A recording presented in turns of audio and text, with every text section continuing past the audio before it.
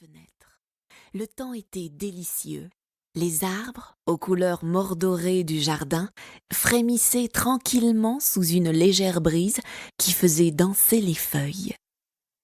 Descendant de son lit, elle ouvrit grand les battants et huma intensément l'air automnal.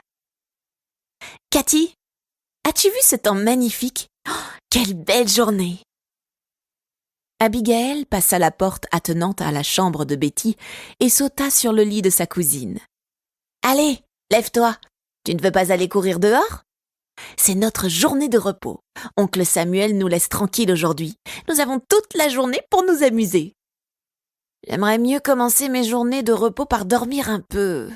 Pourquoi avons-nous besoin de nous lever si tôt ? C'est tellement inhumain. Mais pour profiter de la journée, évidemment. Allez, viens avec moi.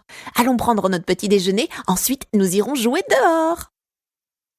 Et Abigail sortit précipitamment de la chambre de sa cousine, ses longs cheveux bruns et bouclés voltant sur ses gracieuses épaules à la peau blanche. Dévalant le grand escalier qui menait au rez-de-chaussée, sans jeter un coup d'œil au portrait d'ancêtre qu'elle avait vu 100 fois, elle entendit Betty se lever. Elle courut jusqu'à la cuisine, d'où s'échappaient d'alléchantes odeurs, et souhaita le bonjour à tous les domestiques qui s'y affairaient. « Bonjour, Miss Abigail. Avez-vous bien dormi ?»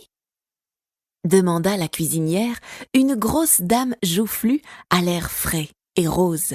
« Oh oui, très bien, Miss Salinger, comme un bébé, comme toujours d'ailleurs, » ajouta la jeune fille malicieuse. « Oh, qu'est-ce que ça sent bon !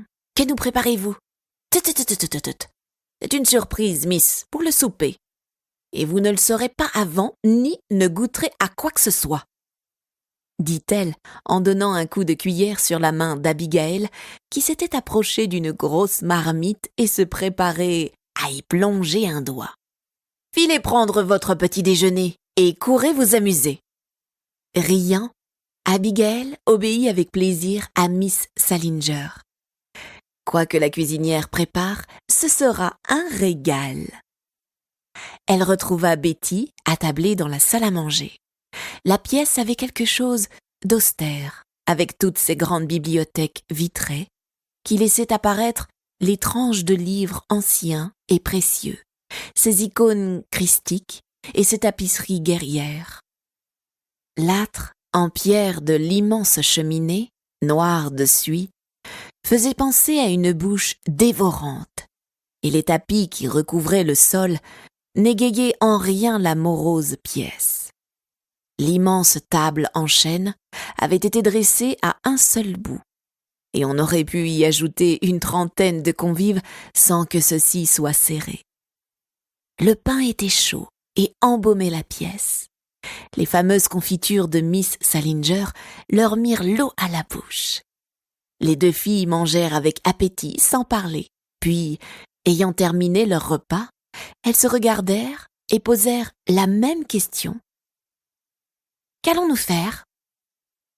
Elles éclatèrent de rire et décidèrent finalement d'aller se promener à travers les champs afin d'atteindre la forêt de Belvac. C'était leur endroit préféré. Le bois de Cairon était tout aussi beau, mais un peu plus éloigné. Peut-être s'y rendraient-elles dans l'après-midi. Elles sortirent sous le soleil éclatant, écoutèrent un instant les oiseaux. Tout en admirant les couleurs fauves de l'automne, elles se dirigèrent vers les hautes herbes parfumées qui bordaient l'arrière de leur demeure.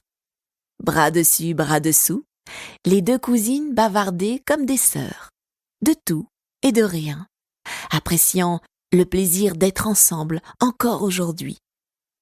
Abigail était arrivée chez Betty Paris il y a 4 ans, lorsque ses parents, d'humbles tenanciers d'épicerie dans un village près de la Nouvelle-Amsterdam, avaient été cambriolés puis froidement assassinés.